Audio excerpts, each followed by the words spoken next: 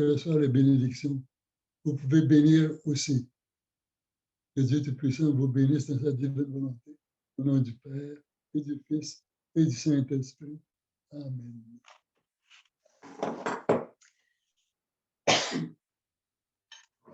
Alors là, on va passer à la période de questions.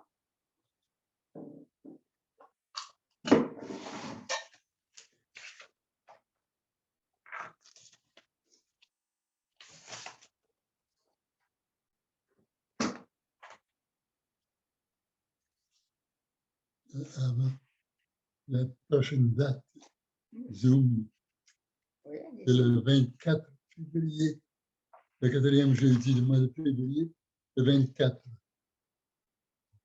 Cette semaine, il y a 2 personnes qui m'ont appelé. Une m'a dit, est-ce que c'est possible de refaire toute ma vie dans la divine volonté?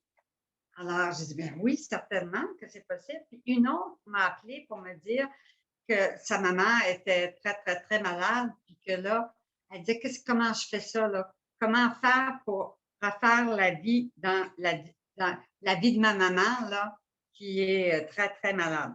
Alors, pouvez-vous nous dire un mot là-dessus, mon père? Oui, il y a dans le livre Le Trésor de prière, à la page 14, il y a une prière spécialement pour ça. Mais on peut faire composer une prière soi-même aussi. Le Seigneur est toujours à l'écoute. Cette prière pour refaire la vie de quelqu'un dans la divine volonté, c'est aussi sur le site de l'association, dans l'onglet prière, vous allez retrouver cette prière-là aussi. Alors, bien sûr que quand on vit, on refait toute notre vie, puis on peut refaire la vie des personnes qui sont décédées. Le but, c'est de rendre toute la gloire à notre Papa du ciel pour ces gens-là qui ne l'ont pas fait. Alors, nous, on peut refaire la vie des personnes même qui sont décédées ou des personnes vivantes, ou etc., qui sont dans notre famille, pour que notre Papa du ciel reçoive toute la gloire. Alors, c'est dans le livre Trésor de prière.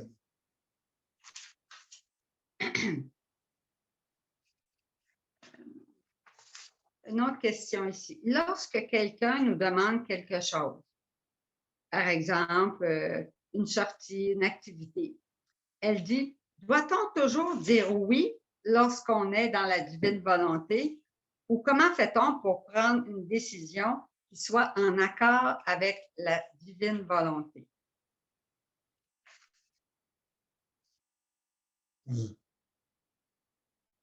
Je répète la question. Oui. Doit-on toujours dire oui lorsqu'on est dans la divine volonté à une sortie, aux activités, ou comment fait-on pour prendre une décision qui soit en accord avec la divine volonté? Tu sais, les gens nous invitent au restaurant, nous invitent une sortie ou quoi que ce soit. Est-ce qu'on doit toujours dire oui dans la divine volonté? Pas nécessairement. Tout d'abord, c'est notre devoir d'État qui nous régularise à savoir ce qu'il faut faire. Ensuite, quelquefois, c'est certain, on peut prendre une détente, sortir avec quelqu'un, quelque chose, oui. Quelquefois, il faut savoir faire un choix. Ce n'est pas absolument nécessaire. J'ai d'autres choses que je pourrais faire.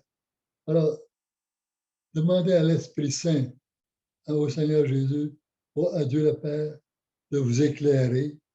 Et même si vous faites une petite erreur, le Seigneur vous n'en tiendra pas compte.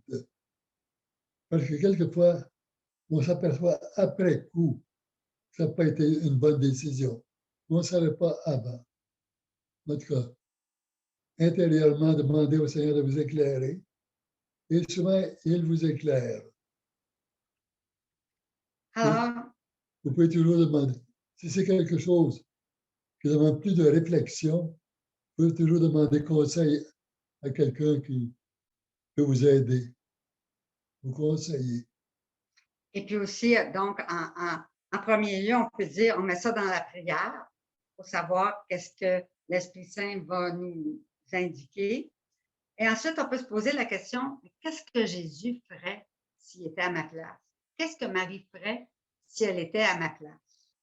Bien là, on écoute la réponse. Puis, bien, si après avoir eu, avoir pris conseil de quelqu'un pour s'éclairer, puis avoir mis ça dans la prière, puis bon, on finit par prendre une décision. Si ce n'est pas la volonté divine, la décision qu'on a prise, il va y avoir des embûches, il va y avoir, on va être troublé, on n'aura pas la paix, on va sentir que c'est lourd, c'est difficile. Alors que si c'est la volonté divine, la décision qu'on a prise, les portes vont s'ouvrir. Tout va se faire facilement, puis à notre grand étonnement, Dieu va avoir facilité toutes les choses. Puis si, je suis un peu distraite parce que la souffleuse parle. Dieu va, bon, si on n'est pas dans le bon chemin, Dieu va toujours nous ramener dans le bon chemin. Alors, il va, si on n'est pas dans le bon chemin, il va mettre un événement qui va nous ramener sur le bon chemin. Alors, il faut être à l'écoute de l'Esprit Saint, puis même si on a commencé d'un côté, si c'est pas, puis là, on s'aperçoit que c'est autre chose, bien, on s'en va vers la volonté divine sur ce que Jésus peut nous donner. Une dame ici a dit, comment demeurer dans la, vous l'avez pas celle-là, comment demeurer dans la divine volonté lorsqu'une mère a le souci d'éducation de son adolescent et que celui-ci présente un trouble de l'opposition. C'est bien dit, hein? Un trouble de l'opposition.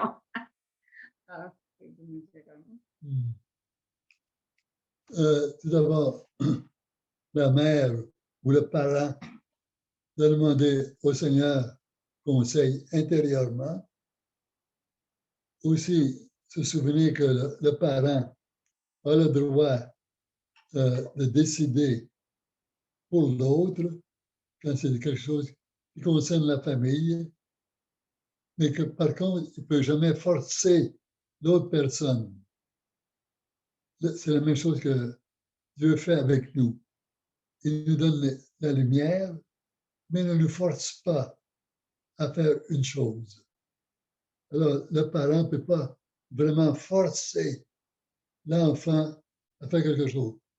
L'enfant, après ça, si c'est un adolescent, quand même, il a des responsabilités.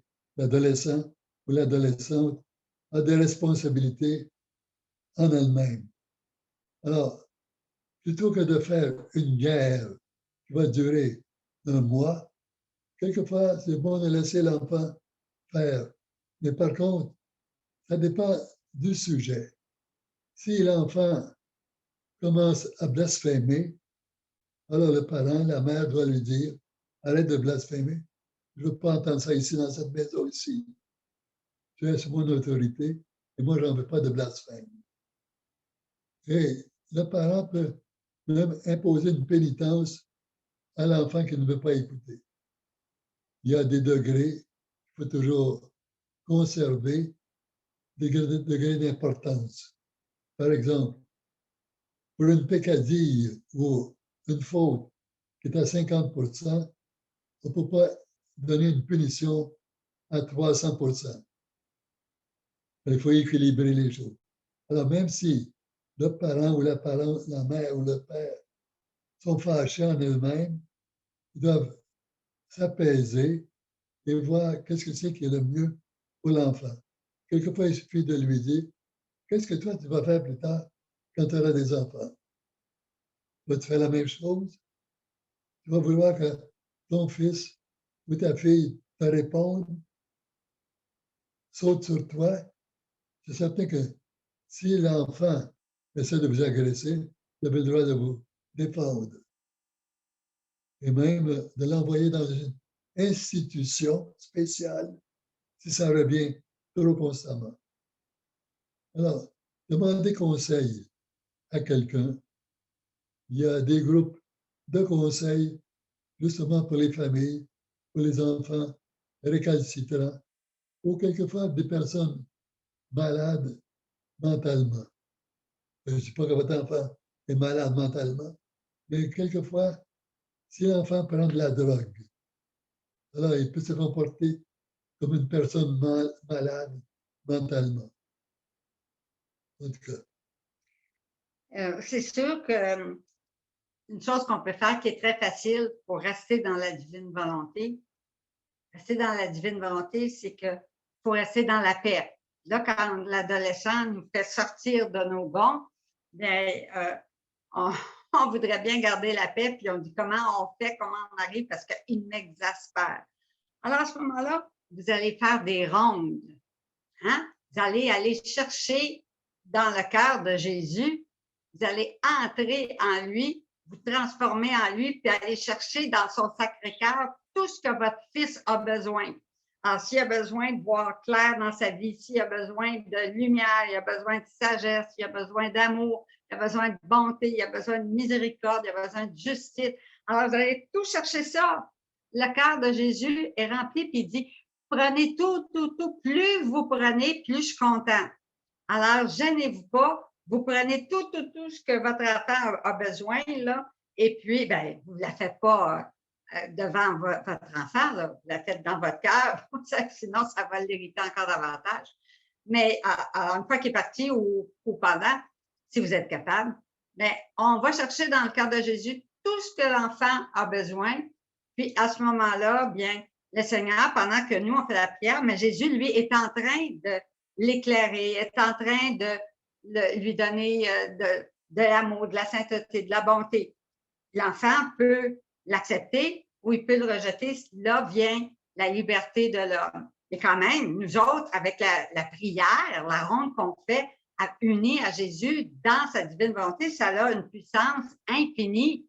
Alors, servez-vous-en parce que sans vous en rendre compte, sans que votre enfant va changer, il ne saura même pas d'où ça vient. Alors, dites pas que vous priez pour lui. Tout ça, c'est votre secret avec le Seigneur. Et c'est la meilleure façon pour l'influencer, beaucoup plus que par les paroles ou quoi que ce soit. Jésus, lui, avec Marie, il travaille directement dans l'âme. Alors, quand ça vient d'un parent, puis ben, c'est comme l'enfant, tu ne diras pas quoi faire, là. Mais quand ça vient de l'intérieur de nous, c'est Jésus, Marie, puis lui, c'est une pensée qui vient, c'est beaucoup plus acceptable alors, il ne se rend pas compte, mais ça ne vient pas de sa mère, ça ne vient pas de son père, puis ça vient de moi, c'est venu en moi, cette idée-là. Dans le fond, c'est Marie puis Jésus qui travaillent, mais dans le bon sens pour aider l'enfant à sortir soit d'une impatience, soit d'une colère, puis pas revenir à la sainteté de Dieu. Oui, essayez de ne pas vous mettre en colère. Ce n'est pas toujours facile. Et plus tard, vous pouvez toujours réparer les tâches s'il y a eu un excès de votre part. Alors, la question suivante. Tu nous as enseigné, Marie-Hélène, lors du Cénacle d'octobre 2022, qu'Ève vivait dans la divine volonté. Merci de me préciser où, dans les écrits de Louisa, on peut trouver qu'Ève vivait dans la divine volonté. Alors, la dernière fois, je pense que j'ai nommé, c'était tellement évident pour moi que j'ai nommé quelques endroits en me disant, mais la question est revenue à quelques reprises, alors j'ai pris la peine de prendre les textes et de vous les lire. Alors, je vais commencer avec le livre de gloire. Okay? Alors, dans le livre de gloire, à la page 17, c'est le numéro 22, c'est écrit « Est-ce que Adam et Ève ont été créés avec la divine volonté régnant en eux? Était-ce là l'état originel de justice de nos premiers parents? » La réponse, oui, Adam et Ève ont été créés à l'image et à la ressemblance de Dieu. C'était leur état naturel en tant qu'être humain. Ainsi, tous les humains sont à l'image de Dieu, même ceux qui sont en enfer, je dis tantôt. Cette image peut être considérablement déformée. Elle peut aussi se révéler belle et harmonieuse si elle reflète Dieu. Et cette ressemblance avec Dieu peut se vivre à différents niveaux. La ressemblance avec Dieu est un don merveilleux conférant à Adam et Ève le titre de roi et reine de la création. Ils ont été créés immaculés. Le Père le dit tantôt, Adam et Ève, ils avaient un vêtement de lumière avant la faute. C'est la lumière de Dieu qui couvrait Adam et Ève. Dieu leur a accordé son plus grand don, la même vie que la Sainte Trinité, la divine volonté, source de toute grâce et de tout bien. Nos premiers parents possédaient Dieu et Dieu les possédait. Ils étaient animés par la divine volonté qui régnait en eux. Et au numéro 24, on dit « Si la divine volonté régnait en Adam et Ève, comment ont-ils pu commettre le péché originel pour ainsi amorcer le triste règne de la faible volonté humaine? » Au moment de la création, c'est le numéro 24, au moment de leur création, Adam et Ève ont reçu le don de la divine volonté sans l'avoir demandé. C'est écrit en toutes lettres. Au même titre qu'aujourd'hui, à l'occasion de leur baptême, les enfants reçoivent la grâce sanctifiante sans l'avoir demandé. Et je vais au numéro 50, toujours dans le livre de gloire, où il est dit « L'arbre de vie semble symboliser la divine volonté qui est l'éternelle vie de Dieu lui-même. Adam et Ève ont été créés pour se nourrir constamment de l'aliment de la divine volonté, tout comme Jésus l'a fait quand il était sur la terre. Si Adam et Ève s'étaient toujours nourris de la divine volonté et jamais de leur propre volonté, ils n'auraient pas perdu le paradis terrestre ni les dons extraordinaires qu'ils possédaient, par exemple l'immortalité. Voilà pour un premier livre. Je m'en vais dans un deuxième livre. Je m'en vais dans le livre de prière bleu, qu'on appelle le livre de prière bleu, dans le pieux pèlerinage de l'âme, qui sont les rondes même que Louisa faisait. Et si Louisa avait fait une erreur, c'est Annibale Maria de Francia l'aurait tout de suite, hein, il surveillait tous les écrits de Louisa, puis il disait, là, tu as fait ça, puis bon, alors, ça n'aurait pas passé inaperçu aux yeux de Saint Annibale Francia. Alors, je m'en vais dans la 4e heure du pieux pèlerinage de l'âme où Jésus dit « L'âme va à l'Éden et se joint aux réjouissances de Dieu dans la création de l'homme. » Alors là, Dieu a créé l'homme, bon. Mais le voyant seul, Dieu voulut le rendre doublement heureux. Il le fit s'endormir dans ses bras. Pendant cette extase profonde, il lui enleva une côte, en fit une femme et lui donna comme compagne. Oh, comme notre première mère, Ève, qui vivait elle aussi dans l'unité de la divine volonté, entra en compétition avec Adam dans les vagues rugissantes d'amour envers celui qui leur avait donné la vie. Et dans la 5e heure, on retrouve ceci, mon amour, toujours dans le pieux pèlerinage de l'âme, mon amour, le pouvoir d'unité de votre volonté divine unissait en un seul acte celui du Créateur et celui de vos premières créatures, Adam et Ève. Ainsi, il plaça en commun avec eux tous ses biens et toutes ses joies. Hélas, pour leur grand malheur, Adam et Ève s'éloignèrent de votre volonté pour faire la leur. Du plus haut degré de toute joie et plaisir, ils plongèrent dans un abîme de misère. Ça, c'est au pluriel. Hein? Ils plongèrent. Alors, voici pour un deuxième. Je prends le livre « Je vous annonce une grande joie », hein, écrit par Pablo Martin, qui est un prêtre qui a connu la divine volonté, ça fait au moins 40 ans.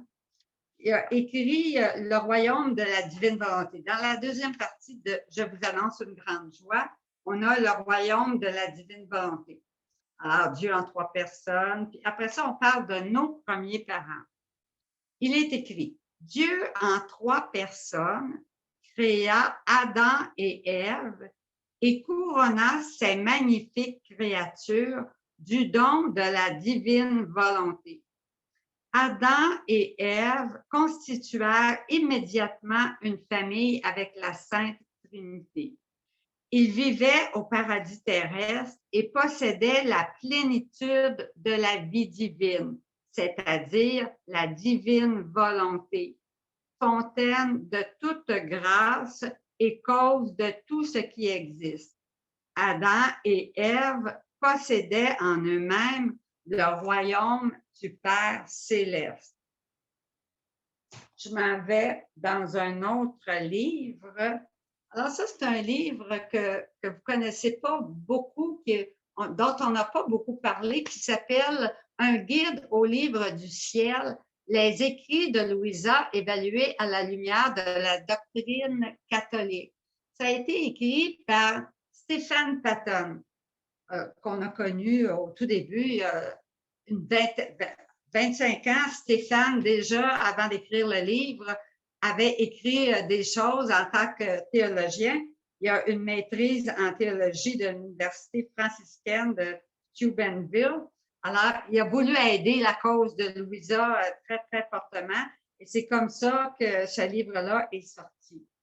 Alors, il nous dit à la page 44 de ce livre-là, à l'exception de Notre-Dame, dans toutes les expériences antérieures d'union mystique, le Dieu très haut n'avait jamais élevé quelqu'un à un état dans lequel la volonté divine opérait pleinement dans la volonté humaine. À Louisa, cependant, Dieu avait donné un nouveau privilège. Elle était devenue la première personne depuis Notre-Dame en qui la volonté humaine opérait aussi pleinement dans la volonté divine.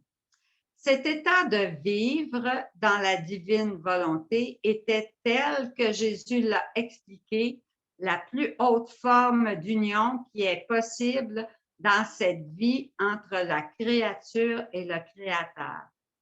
Adam et Ève jouissaient de cette suprême forme d'union avec Dieu dans leur innocence originelle, mais l'ont perdue par la chute.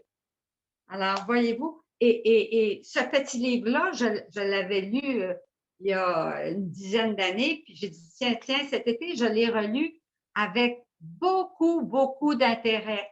C'est un livre facile à lire, mais qui nous explique tellement bien le don de vivre dans la divine volonté que je vous le recommande à tout le monde qui ne l'ont pas lu, là, d'avoir ce livre-là parce qu'il vaut vraiment la peine. Il est facile à comprendre, puis il est vraiment, je vous dis, là, j'ai été étonnée de retrouver la beauté de toute la lecture de ce livre-là est vraiment très bien. Je m'en vais dans la thèse de doctorat du père Iannuzzi.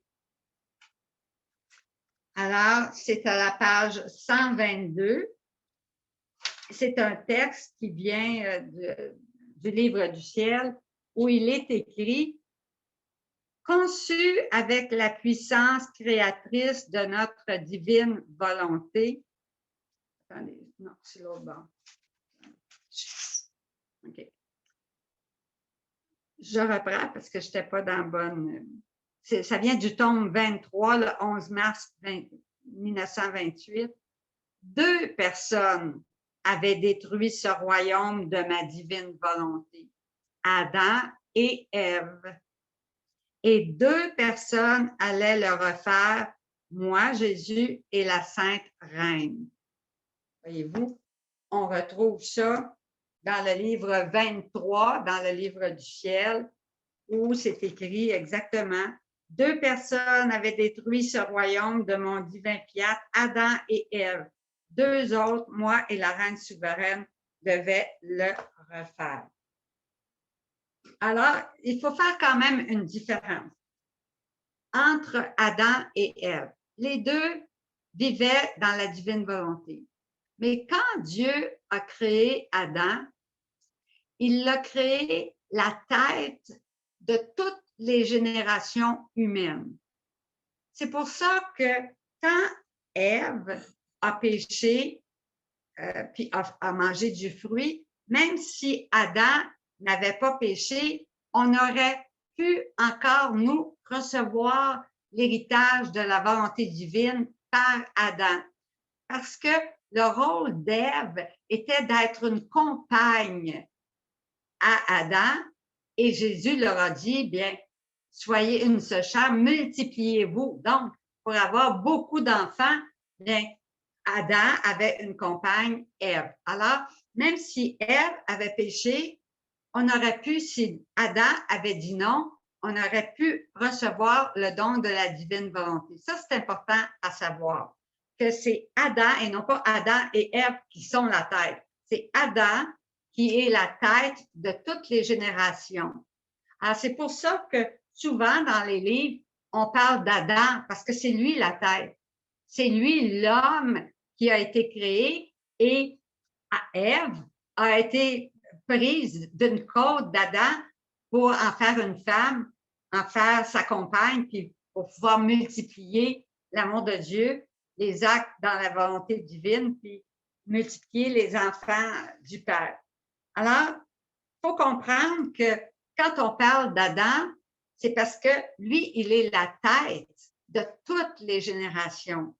Et c'est lui, quand il a péché, que là, toutes les générations ont perdu ce don de vivre. Ils ne pouvaient pas le transmettre. Comprenez-vous? Alors, c'est comme ça que c'est arrivé. Puis, dans les livres, des fois, on parle Adam. Mais Ève n'avait pas cette mission d'être la tête de toutes les générations. Voyez-vous, ça, c'est important, cette différence-là, parce que ça nous explique pourquoi on parle d'Adam, juste d'Adam, il n'y a pas Ève. C'est pas parce qu'on ne dit pas que Ève, si moi je vous parle jamais de mes 12 enfants, ça ne veut pas dire que j'en ai pas d'enfants. Hein? Si je vous parle toujours du Père No, ou de mon mari, ça ne veut pas dire que j'ai pas de tante, j'ai pas d'autre chose. Alors, dans le livre, quand on parle d'Adam, c'est parce que c'est lui, l'homme, le premier créé, qui est le modèle, qui est la tête de toutes les générations. Vous voulez rajouter quelque chose? Oui, c'était son office à lui. Jésus parle d'office quelquefois dans la divine volonté. À la Sainte Vierge, il y a un office. À Louisa Picaretta, il y a un office. À Adam, il y avait un office d'être le premier et qui devait propager normalement cette divine volonté, cette vie avec Dieu à toutes les générations, toute sa descendance. Mais en agréant à Ève, avec Ève, à ce péché, cette dérogation de l'ordre de Dieu, là, il a brisé son office. Et nous avons perdu le don d'être dans le paradis terrestre, comme lui il l'était avec Ève. Alors, c'est clair pour tout le monde? OK. Alors, on passe à la question suivante. Il dit, en échangeant avec quelqu'un, j'ai enfin mieux saisi que c'est seulement nos actes divins qui donnent de la valeur à nos actes et ont le pouvoir d'agir sur le cœur de Dieu pour hâter son royaume. À partir de ce qu'il m'a dit, j'ai compris que ce sont uniquement nos actes divins qui permettent aux actes de Padre Pio d'avoir de la valeur et que nous nous devons d'acter divinement pour diviniser tous les actes passés depuis Adam jusqu'à la fin des temps. J'espère que je ne me trompe pas. En ce sens qu'affirmer que ces actes n'ont absolument aucune valeur pour créer du bien m'apparaît peut-être un peu trop exagéré. Puis-je dire que les prières et les actes de Padre Pio n'auraient aucune valeur s'ils n'étaient jamais divisés par les âmes actant dans la divine volonté? Alors, il y a beaucoup, là, beaucoup c'est intense comme question, mais je vous laisse y aller, je compléterai. Premièrement, on ne peut pas dire que nous posons les actes divins. C'est Jésus qui divinise nos actes. Nous posons les actes humains. Nous les offrons à la divine volonté. Et là, Jésus divinise, parce qu'il est Dieu, il divinise notre acte humain. Et par bonté exceptionnelle, il nous en donne le profit, comme si nous l'avions fait, posé nous-mêmes. C'est sa bonté. Alors, l'acte, la divinisation de l'acte, c'est seulement par le Seigneur. Mais il est assez bon pour prendre notre acte et le diviniser. Mais nous-mêmes, nous ne sommes pas divins. Nous ne sommes pas dans cette source. Nous n'avons pas ce pouvoir. OK, alors c'est tout à fait juste ce que le Père a dit. Puis, alors, Padre Pio, oui. c'est la même chose pour Padre Pio. Il ne pouvait pas poser des actes divins. Il posait des actes humains que le Seigneur divinisait. Il a connu Luisa Picaretta, il a connu la divine volonté. On ne sait pas comment ça s'est fait, ce n'est pas relaté, mais c'est certain qu'ils ont eu des rencontres, comment on dit. Il y avait des dirigés de Padre Pio qui allaient voir Louisa. Alors, il y avait des dirigés qui allaient voir et Padre Pio et Louisa. Donc, la connexion se faisait par ces personnes-là. Oui, puis ils se sont probablement rencontrés en bilocation. En bilocation. Mais ça, on ne sait pas. On dit probablement. Mais de toute façon, ici, là, de dire que tu sais, qu'on divinise les actes de Padre Pio, premièrement, c'est porter un jugement. C'est dire que Padre Pio, il n'a pas vécu dans la divine volonté. Il n'y a personne de nous qui savons s'il a vécu, oui ou non. Il y a probablement beaucoup de chances que Padre Pio ait vécu dans la divine volonté. Pourquoi? Parce qu'il est venu en même temps, puis après, même à ça, il est décédé en 1968. Donc, Louisa alors le don était déjà disponible sur la terre pour les créatures.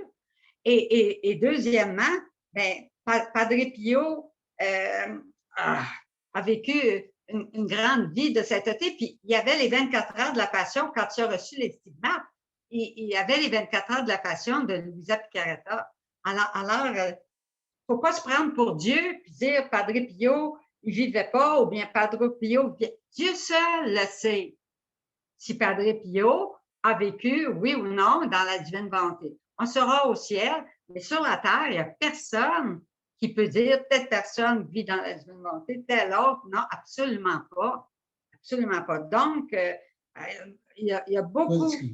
On peut dire que quelqu'un vit dans la divine volonté quand il a exprimé son désir, mais on ne peut pas dire qu'il a le don. Oui, c'est ça, c'est-à-dire de façon continuelle, à la vie continuelle. Alors, quand on dit, là, c'est seulement nos actes divins. Le Père le dit, puis c'est important parce que c'est une erreur. Ça fait 20 ans que cette erreur-là continue. C'était ça, il y a 20 ans, les gens disaient « Hey, tu formes des belles, tu sais, je forme des vies divines sur toutes les étoiles. Je forme des vies divines, je forme des vies divines. » On ne forme jamais de vie divine. On n'est rien. Dieu est tout. Lui forme des vies divines. Mais nous autres, on ne forme pas de vie divine. Comprenez-vous? Ça, c'est bien, bien, bien important. Parce que sinon, là, Hey, l'ego, là, hey, il en prend pour son orgueil, là. Oh non, non, non.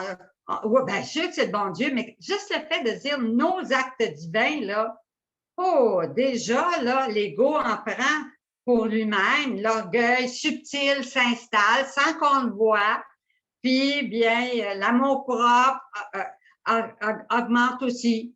Alors, voyez-vous, là, ça, c'est un piège du démon pour nous faire tomber dans l'orgueil puis nous faire sortir de la divine volonté. Alors, c'est une expression que vous devriez jamais employer, même si vous dites, oui, oui, je le sais, c'est pas mes actes, c'est ceux de Jésus, mais c'est nos actes parce que lui puis moi, on les fait ensemble. Alors, c'est beaucoup plus humble, beaucoup plus de rentrer dans votre néant, d'être rien, de laisser Jésus prendre toute la place, puis diviniser nos actes, que lui est le Père a toute la gloire pour tous les actes divins qui se font et pour toutes les vies divines que Dieu crée à travers ces actes divins faits par Dieu. Si d'ailleurs on faisait des actes divins nous-mêmes, qu'est-ce que Jésus pourrait nous donner? On ne recevrait rien du ciel. C'est comme si on avait le même pouvoir que Dieu. On n'aurait aucun bien à recevoir de lui parce que nous serions quasiment égaux à lui. Mais les gens ne pensent pas toujours à ça. Une autre question. Qu'en est-il de tous les actes bons que nous tous, baptisés, religieux ou non, avons fait ou faisons encore sans connexion avec la divine volonté? Est-ce que c'est parce que ces actes restent stériles que Jésus dit qu'ils ne peuvent faire aucun bien, alors que tous les actes bons réalisés sur terre, mais sans la divine volonté, ne sont qu'apparence et n'apportent aucun bien durable?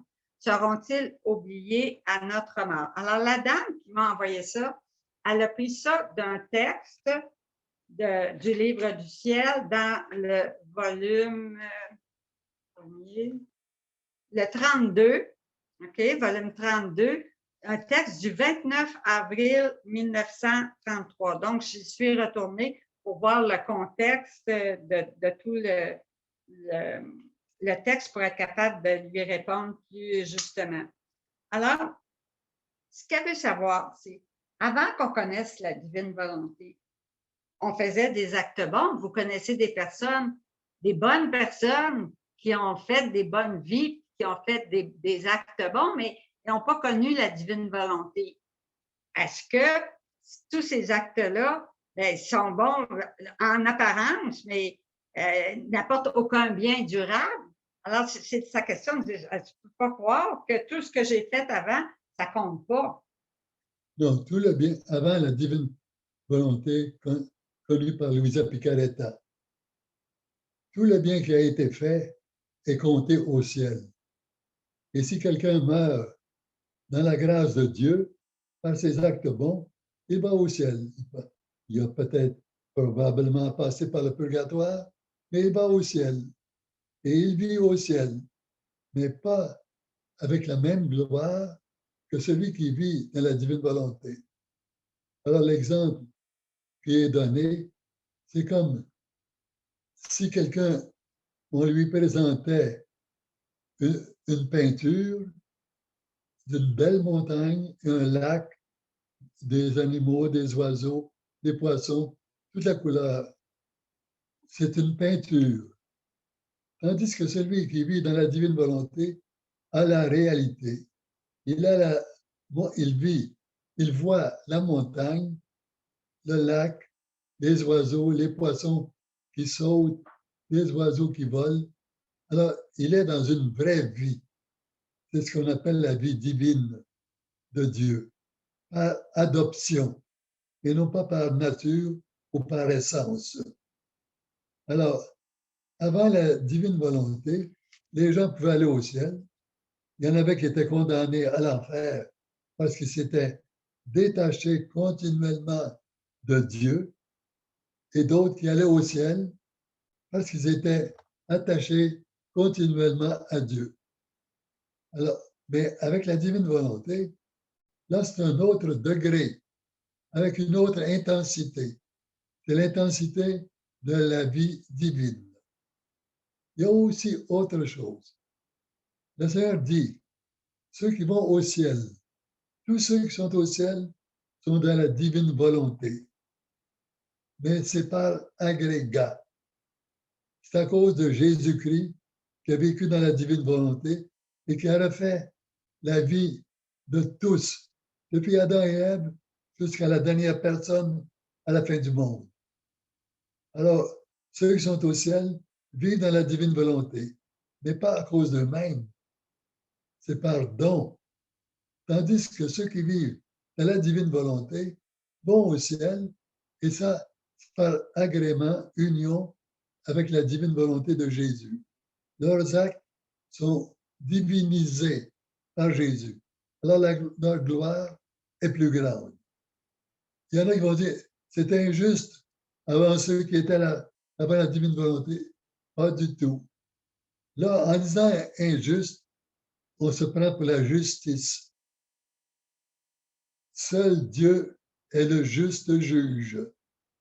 Et ne pensons pas que nous pouvons, avec notre petite connaissance humaine actuelle, juger tout ce qui est au ciel. Ça nous dépasse. Nous en avons tellement à apprendre. Nous connaissons à peine ceci comparé à la vie éternelle, à la vie infinie de Dieu.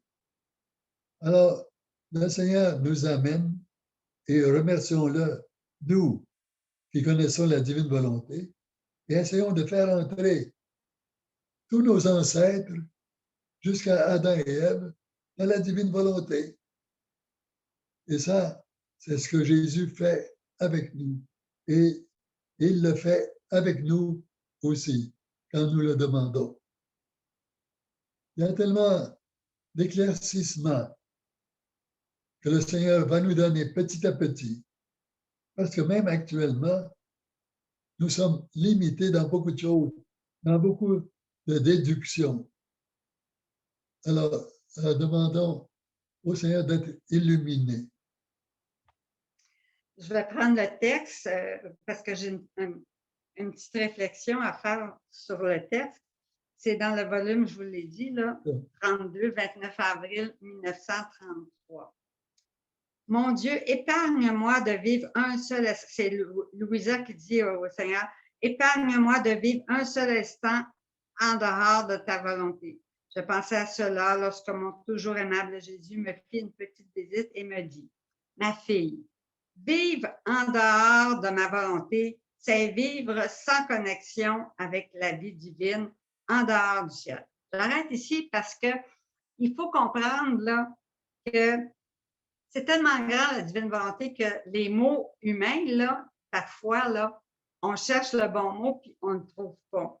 Alors, on ne peut pas, personne vit en dehors de la divine volonté. Ce qu'on veut dire ici, c'est parce que tout le monde, toutes les créatures, même celles qui sont méchantes, qui font le mal, tout le monde vit dans la divine volonté parce que sinon, elles existent. Ça serait le néant, elles disparaîtraient. Il n'y a rien qui peut exister en dehors de la divine volonté, elle contient tout. Alors déjà, vivre en dehors de ma volonté, si on prend mot à mot, c'est pas exact ici parce qu'en réalité, ce que Jésus veut dire, c'est quelqu'un qui est dans la volonté, mais au lieu d'adhérer à la volonté divine, il va s'opposer à la divine volonté. Il va faire la guerre à la volonté divine. Il est dedans, mais il n'en veut pas. Ou bien il est dans la volonté divine, mais Dieu, j'en ai pas besoin. Je peux tout faire par moi-même. Je peux vivre sans Dieu. Puis c'est beaucoup de gens, c'est comme ça.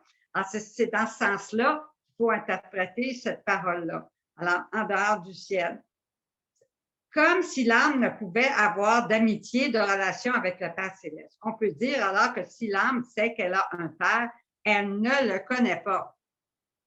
Alors, parce que c'est dans le livre du ciel que Jésus nous révèle les sentiments, qu'est-ce qu'il a dans son cœur. Vous voyez tout ce qu'il nous a dit cet après-midi, des choses qu'on n'avait jamais lues ailleurs, mais que Jésus nous révèle les secrets de sa divinité. Alors, celle qui ne vit pas dans la divine volonté, qui ne lit pas rien, vit loin de lui.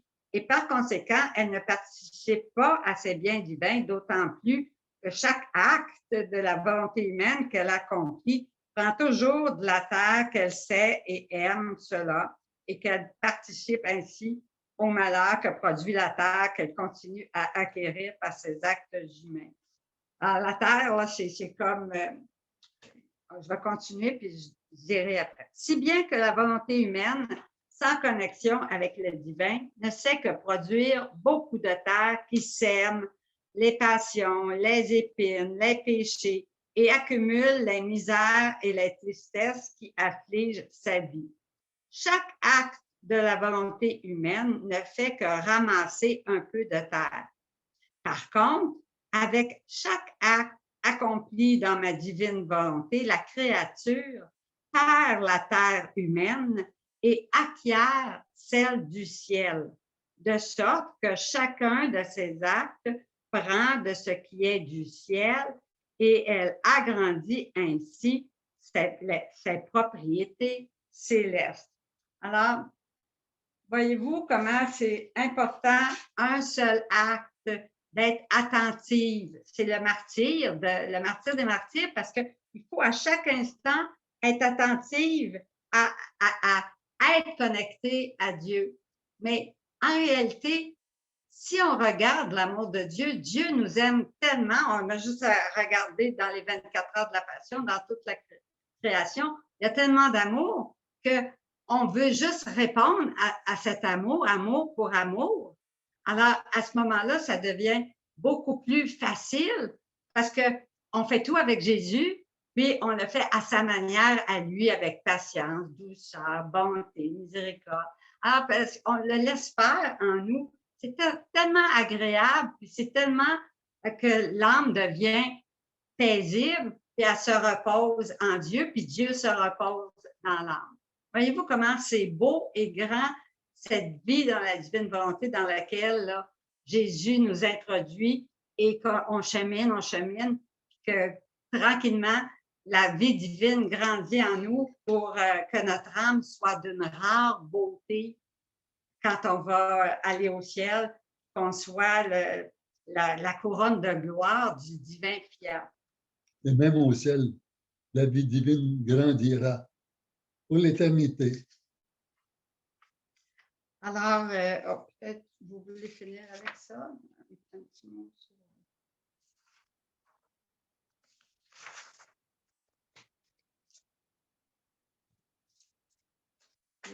Ouais.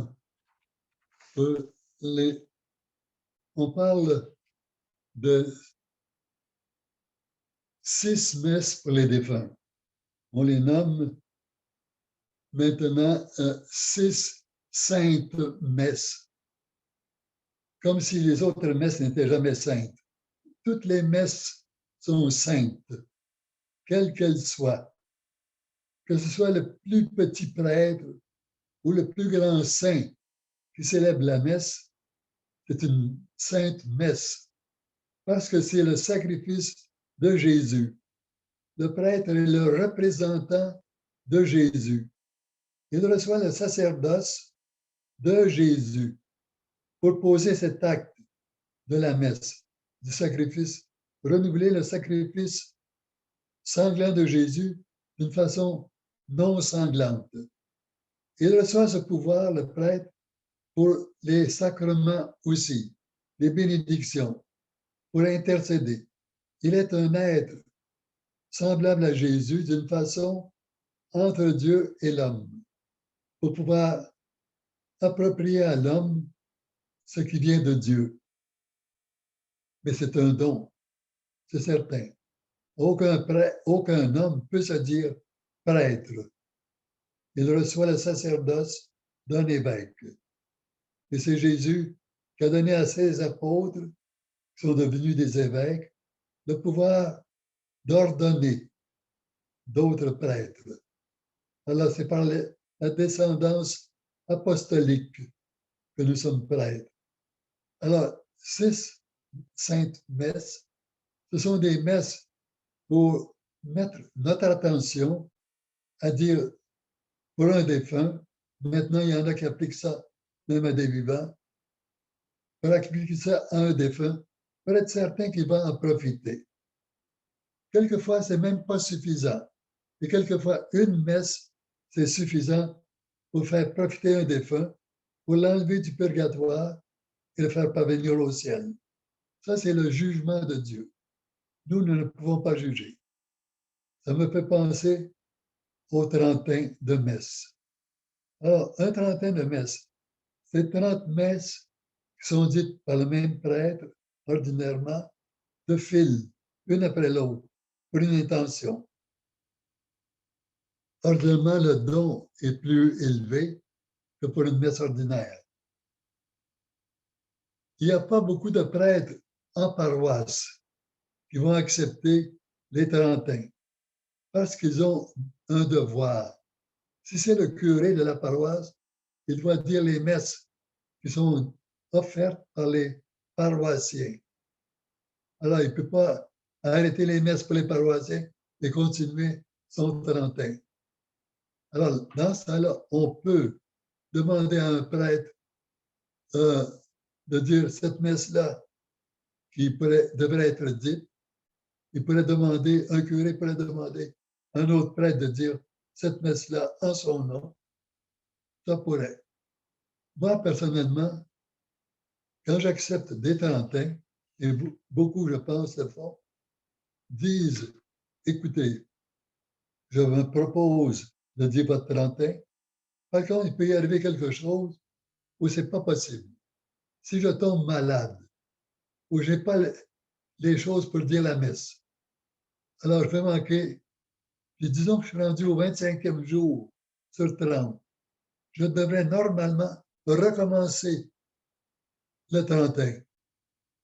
Et si ça arrive 4-5 fois, alors, moi, je dis aux gens qui me demandent un 31, écoutez, je vais dire le 31 le mieux possible, mais s'il arrive une occasion où je ne peux pas dire la messe du 31, quelle qu'elle soit, je ne peux pas tout prévoir, êtes-vous d'accord? Sinon, je ne peux pas prendre votre 31. Et je vous dis, la plupart du temps, les gens disent, ben oui, c'est correct. Il y en a même qui vont plus loin, de dire, est-ce que je pourrais faire dire toute l'année à un prêtre pour une intention? Je pense qu'il n'y aurait aucun prêtre qui va vous dire oui, parce que ça peut être impossible. Si le prêtre meurt un mois avant la fin de l'année, ça devrait être recommencé. C'est une entente pour 365 jours. Quelquefois, il y a d'autres choses. Si je suis un curé, je dois aller présider un service funèbre. Alors, je dis la messe pour la personne qui est défunte. Si c'est un mariage, je dis la messe aux intentions des mariés. Alors, un curé est dans des difficultés. Il ne peut pas faire ça. Puis même, si on me demandait de dire ça pour 365 jours, je refuserais. J'ai trop d'occasions pour d'autres messes. Alors, je pense que ce serait plutôt de dire, quand vous pourriez-vous dire les 365 messes à cette intention. Là, c'est faisable. Juste pour compléter, pourriez-vous nous dire par nous les 6 saintes messes et les trentains par rapport à les messes dans la divine volonté? Ah. C'est entendu que les messes célébrées dans la divine volonté ont la valeur divine. Alors, c'est vrai que c'est le même sacrifice, mais la vie du prêtre qui célèbre la messe dans la divine volonté, c'est beaucoup plus grand, pas à cause du prêtre, à cause de l'attribut de la divine volonté au prêtre par le Seigneur. Alors, si je prends 6 saintes messes ou 30 messes d'un trentin, comparé à une messe d'un prêtre qui vit dans la divine volonté, la messe du prêtre qui vit dans la divine volonté a beaucoup plus de valeur parce qu'elle est certifiée par Jésus. Mais tout ça, là, il y a des plus ou des moins que nous, on ne peut pas voir. C'est seulement le Seigneur qui peut voir tout ça, attribuer la grandeur des grâces attribuées au sacrifice. Parce que aussi, ça dépend de la personne qui demande la messe au prêtre. Quel est son état? Si son état est comme ça, alors, dans une messe ordinaire, c'est certain que le Seigneur n'attribuera pas la même gracieuseté qu'à une autre personne qui est comme ça, dans la divine volonté ou dans la vie de Dieu. Alors, le Seigneur reste toujours le juste juge. Mais nous pouvons influencer en vivant de mieux en mieux dans la divine volonté. Et même pour quelqu'un qui n'est pas dans la divine volonté, en vivant de mieux en mieux comme chrétien ou catholique. Il y a même des païens qui ne connaissent pas la religion catholique ou chrétienne, mais qui sont des adeptes de Dieu. Parce que selon leur croyance, ils font leur possible. Même si c'est quelquefois dans la peur, ils font leur possible. Il y en a d'autres païens qui ne font pas leur possible. Alors, il y a une différence. C'est Dieu le seul juste juge. Même dans la divine volonté, comme je le disais, on ne connaît pas tout actuellement. Le Seigneur nous a donné 4 à 500, tu dois savoir, dans les livres sur la divine volonté. Mais il y a encore beaucoup de connaissances. C'est infini qui reste à avoir, à connaître. Il nous en donner une partie d'ici la fin du monde, mais au ciel, nous vivrons comme des dieux, enfants de Dieu. Et ça, c'est infini, c'est éternel. Éternel, ça a rapport au temps. Infini, ça a rapport à tout ce qui dépasse toutes les limites. Nous sommes limités par le temps et l'espace, mais pas Dieu. Et quand nous irons au ciel dans l'éternité, l'espace et le temps n'existeront plus pour nous. Alors, Dieu nous fera aller dans sa divinité comme il veut. On a passé à travers les questions qu'on avait. Alors, merci à tous. Merci de vos prières. Et essayons, chacun de nous, malgré notre pauvreté, de vivre le plus continuellement possible dans la divine volonté. Amen. Merci beaucoup. Merci. Vous pouvez tout le monde ouvrir vos micros maintenant. La parole appartient à tout le monde. Et merci. Vous pouvez remercier, saluer, dire bonjour, souhaiter bonne année.